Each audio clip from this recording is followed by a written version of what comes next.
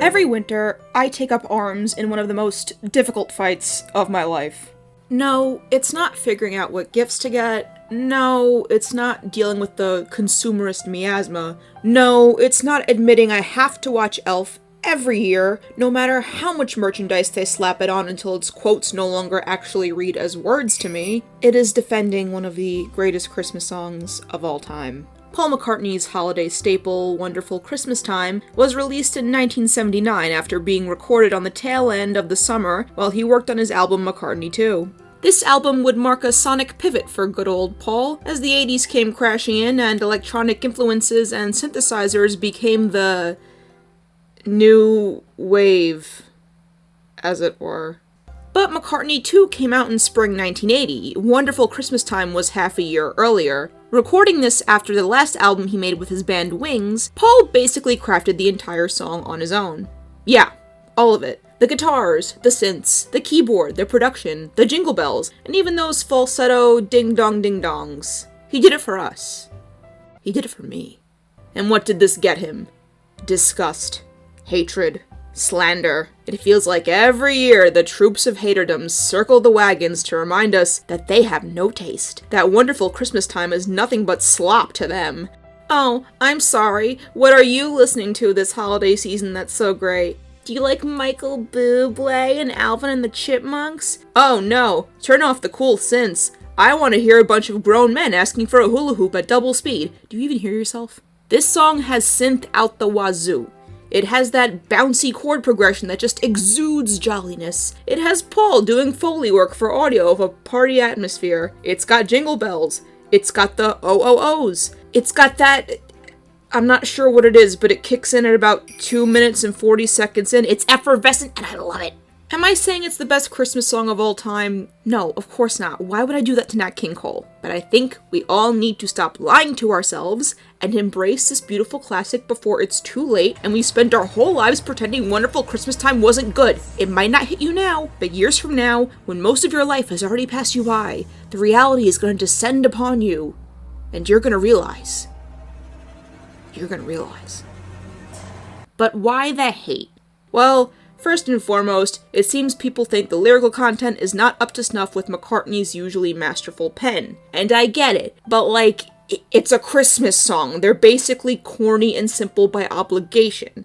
It's arguably the only genre of music where saying ding dong toot toot toot toot is not only acceptable, but probably the norm. Yes, of course, you can have a cerebral and somber Christmas classic. My favorite Christmas song of all time is Greg Lake saying that he's fucking miserable. But that guy was in King Crimson. We need to understand what we're dealing with here. This is Mr. Oobla Dee Blah Da.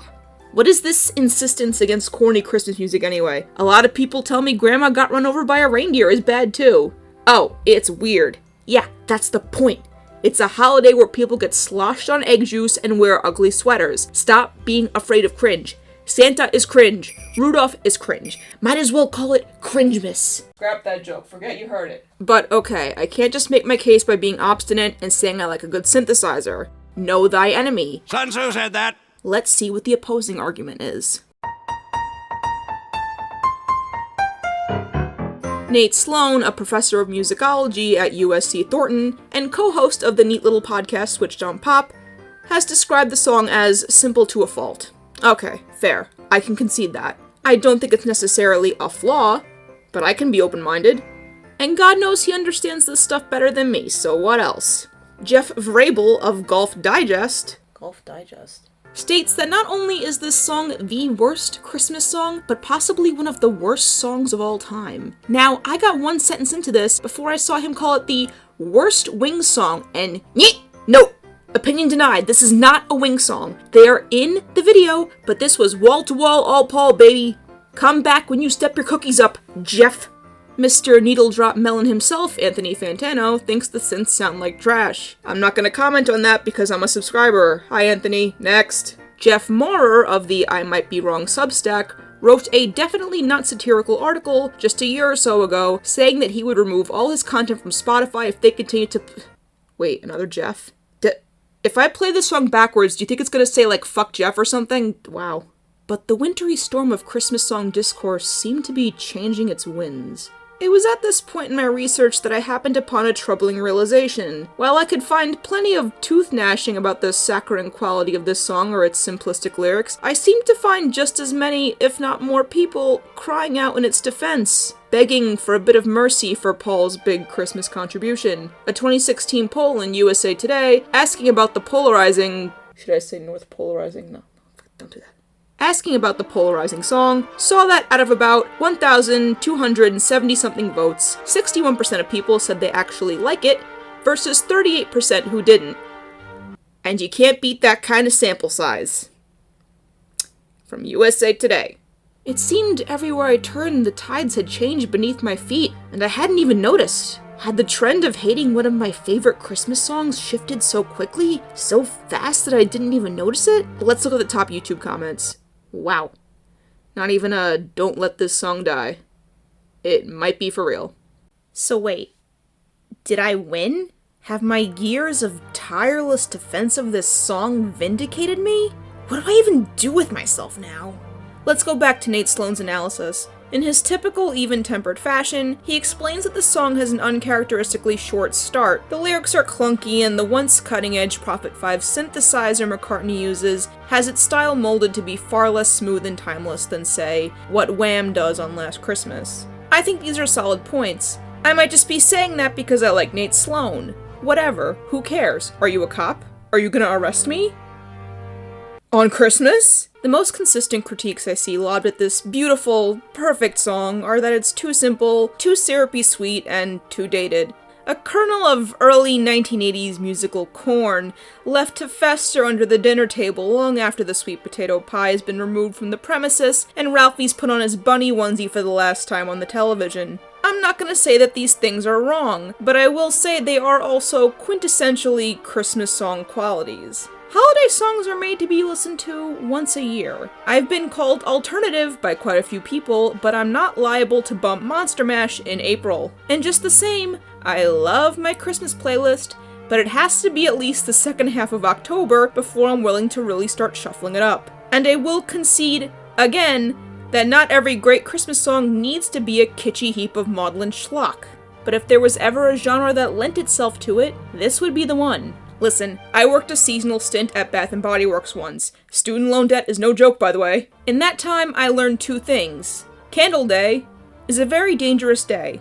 And two, that any retail job between October and December will render you numb to any musical expression of Yuletide cheer. I consider myself a pretty Christmas-loving person, but my god, once you've listened to Kelly Clarkson sing Underneath the Tree for the 5th time in your morning shift, even her pipes can't save you. And let's be real, it feels like Christmas gets closer and closer every year, breathing down our necks and pushing Halloween out of the way to hold a sharpened peppermint stick against our backs, asking when the tree is going up and if we have any good gift ideas.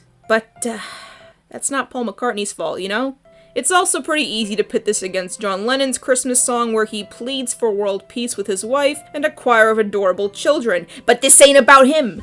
Apples and oranges, or, I don't know, cranberries and whatever they stick in fruitcakes. Macca wasn't trying to reinvent the wheel. He sat in his little studio and banged out a fun song to spike your eggnog to. What's so bad about that?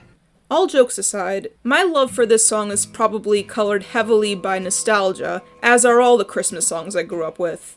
Its opening notes feel like home to me. Yeah, the synth is choppy and outdated, but that just makes it more easily nostalgic, an emotion that's just as Christmassy as any reindeer or jingle bell. It's simple, but that's the fun of it. It's a bunch of people at a party just simply having a wonderful Christmas time. It's for getting drunk with your friends and opening presents and watching snow come down. It's happy and it's full of fun little bleeps and bloops. Sometimes it really is that simple. And besides, Paul McCartney makes like $400,000 a year off this song, so I don't think he cares. Whoa, hey! We got so lost in the moral debate over this song that we lost sight of the fact that there is, in fact, a B-side that it was released with. Yes, Rudolph the Red-Nosed Reggae. Actually, I don't know this song. Hold on, let me go listen to it. Yes, there is in fact a B-side that it was released with. But let's not talk about it. So maybe the war on Wonderful Christmas Time isn't as bad as I thought. Fine, I'll lay down my sword. But make no mistake, if the need arises, and hating upon this beautiful holiday princess of a song becomes en vogue again, I will happily rise to the challenge of defending her. Toot, toot, toot, toot. And go listen to Greg Lake's Christmas song while you're here. Come on, man!